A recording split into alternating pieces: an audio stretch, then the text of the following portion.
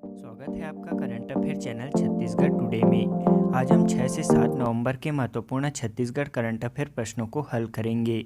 तो चलिए शुरू करते हैं।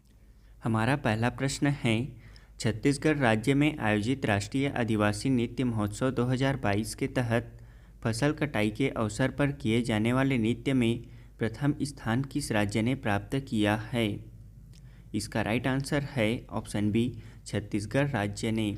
बता दें कि प्रदेश में राष्ट्रीय आदिवासी नृत्य महोत्सव राजधानी रायपुर के साइंस कॉलेज मैदान में आयोजित किया था। इस दौरान नृत्य प्रतियोगिताओं को 2 श्रेणियों में पुरस्कार प्रदान किए गए। प्रथम श्रेणी है फसल कटाई के अवसर पर और दूसरी श्रेणी है पारंपरिक अवसरों और अनुष्ठानों पर आदिवासी नृत्य प्रदर्शन पर। इसमें फसल कटाई के अवसर पर दिए जाने वाले नृत्यों में छत्तीसगढ़ राज्य को कर्मा नृत्य में प्रथम स्थान मिला है। वहीं दूसरा स्थान उड़ीसा राज्य को ढेमसा नृत्य में और तीसरा स्थान हिमाचल प्रदेश को गद्दी नृत्य में मिला है। इसमें प्रथम स्थान प्राप्त करने वाले को 5 लाख रुपए, द्वितीय पुरस्कार प्राप्त करने वाले को 3 लाख रुपए और तृतीय स्थान प्राप्त करने वाले को 2 लाख रुपए दिए गए। अगला प्रश्न है, छत्तीसगढ़ में आयोजित राष्ट्रीय आदिवासी नृत्य महोत्सव 2022 के तहत पारंपरिक अवसरों और अनुष्ठानों पर आदिवासी नृत्य प्रदर्शन में प्रथम स्थान किस राज्य ने प्राप्त किया है? इसका राइट आंसर है ऑप्शन डी, सिक्किम राज्य ने। प्रदेश में आयोजित राष्ट्रीय आदिवासी नृत्य महोत्सव 2022 के तहत पारंपरिक अवसरों और अनुष्ठानों पर आदिवासी नृत्य प्रदर्शन में प्रथम स्थान सिक्किम राज्य को तमांग सेलो नृत्य में मिला है। वहीं दूसरा स्थान उड़ीसा राज्य को घुड़का नृत्य में और तीसरा स्थान झारखंड राज्य को दमकच नृत्य में मिला है। इस दौरान उन्हें पुरस्कार स्वरूप प्रथम पुरस्कार 5 लाख रुपए, द्वितीय पुरस्कार 3 लाख रुपए और तृतीय पुरस्कार 2 लाख रुपए पुरस्कार स्वरूप दिए गए। हमारा अगला प्रश्न है, हाल ही में राज्य के किस राष्ट्रीय उद्यान में 4000 साल पुरानी भित्ति चित्र की नई साइट्स मिली है? इसका राइट आंसर है ऑप्शन बी, गुरु घासीदास राष्ट्रीय उद्यान में। गुरु घासीदास राष्ट्रीय उद्यान के भीतर जंगल के बीच हजारों साल पुरानी भित्ति चित्र की नई साइट्स मिली हैं, जो कि लगभग 4000 साल पुरानी हैं। इसे संरक्षित कर पर्यटन स्थल के रूप में अब संवारने की तैयारी की जा रही है।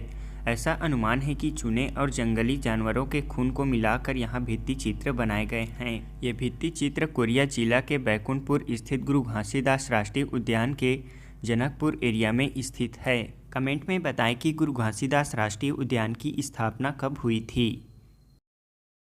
अगला प्रश्न है, राष्ट्रीय आदिवासी नृत्य महोत्सव व राज्योत्सव समापन के मुख्य अतिथि कौन थे?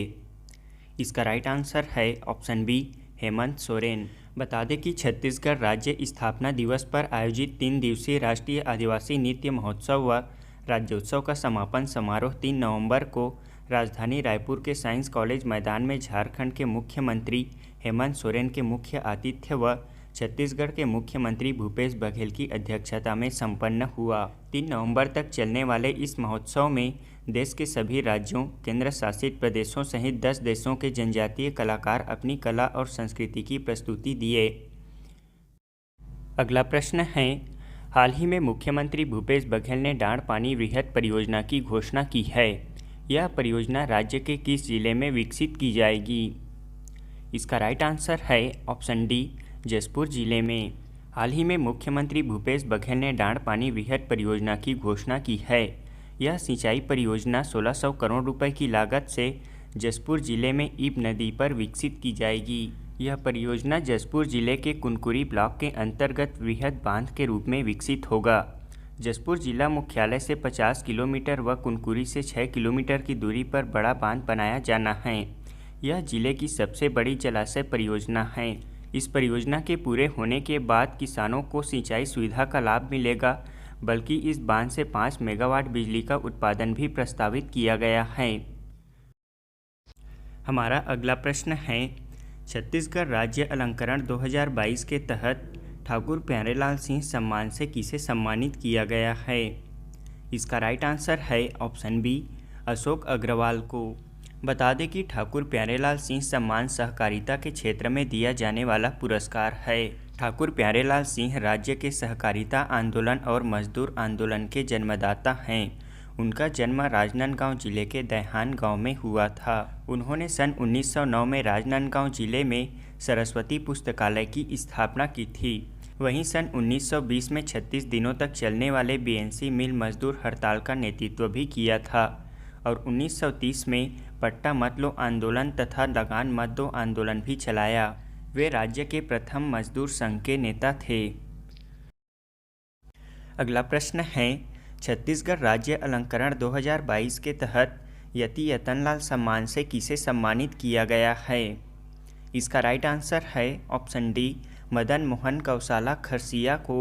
बता दें कि यति यतनलाल पुरस्कार अहिंसा एवं गौ सेवा के क्षेत्र में दिया जाने वाला पुरस्कार है। इस वर्ष 2022 का यह पुरस्कार मदन मोहन गौशाला खरसिया को दिया गया है। अगला प्रश्न है, छत्तीसगढ़ राज्य अलंकरण 2022 के तहत पंडित रविशंकर शुक्ल सम्मान से किसे सम्मानित किया गया है? इसका राइट आंसर है ऑप्शन ए, सीताराम अग्रवाल को। बता दें कि पंडित रविशंकर शुक्ल सम्मान सामाजिक एवं आर्थिक योगदान के लिए दिया जाने वाला पुरस्कार है। यह पुरस्कार सर्वप्रथम केयूर भूषण को दिया गया था। पंडित रविशंकर शुक्ल 1 नवंबर 1956 को नवगठित मध्य प्रदेश के प्रथम मुख्यमंत्री बने थे। वे 1923 में रायपुर जिला परिषद के अध्यक्ष बने और 15 अप्रैल 1930 को रायपुर में सोडा व HCl की सहायता से नमक बनाकर कानून तोड़ा।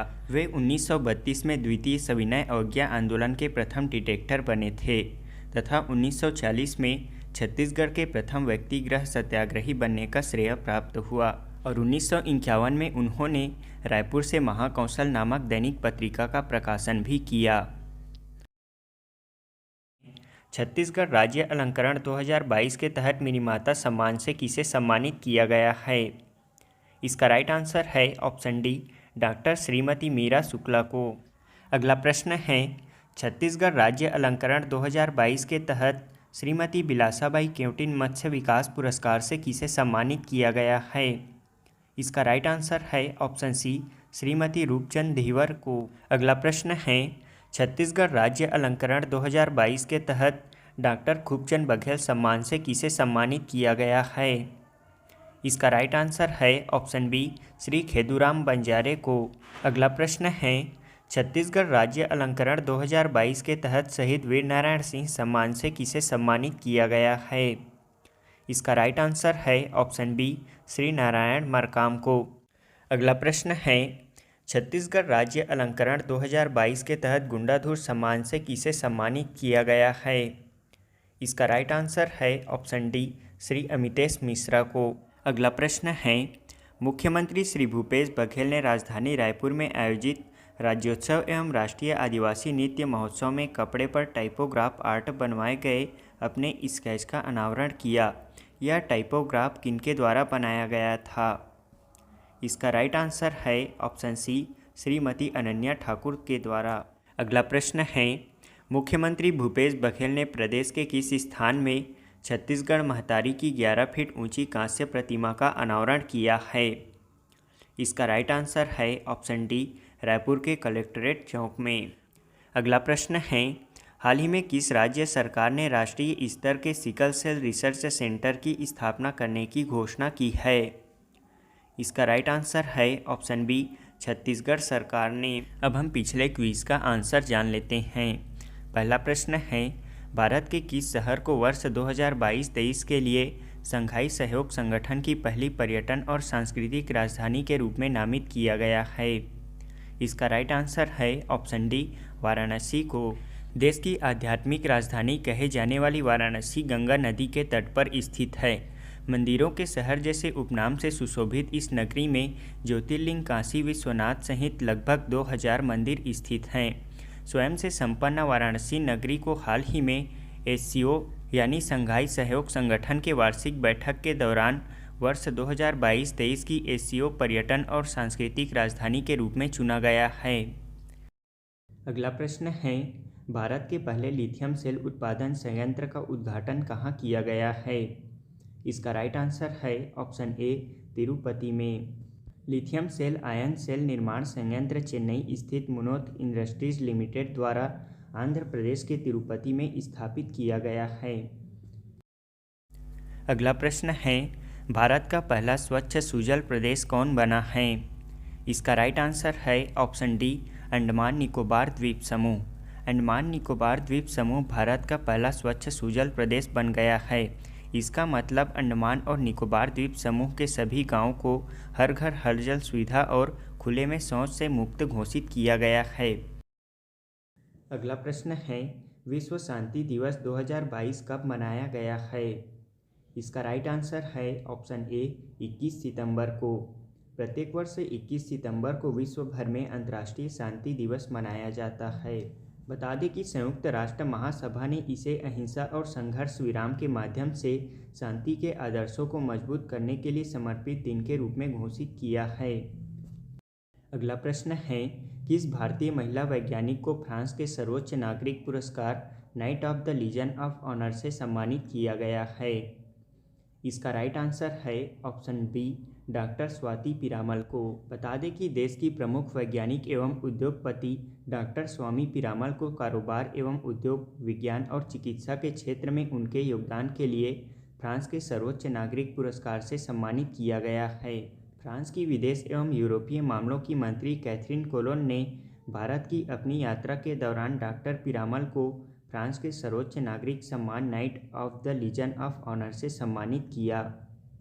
हमारा आज के क्विज का पहला प्रश्न है, छत्तीसगढ़ में कौन सा जिला 29वें जिले के रूप में अस्तित्व में आया? दूसरा प्रश्न है, देश के रहने लायक शहरों में छत्तीसगढ़ का रायपुर शहर कौन से स्थान पर है? तीसरा प्रश्न है, सुकमा जिले का गोविंदपाल और मुंडवाल किस खनिज के वजह से चर्चा में हैं? चौथा प्रश्न है, प्रदेश का प्रथम प्लास्टिक रिसाइकल फैक्ट्री कहाँ लगाया जाएगा? पांचवा प्रश्न है, छत्तीसगढ़ की खिलाड़ी मोनिका पाढ़ी का संबंध किस खेल से है?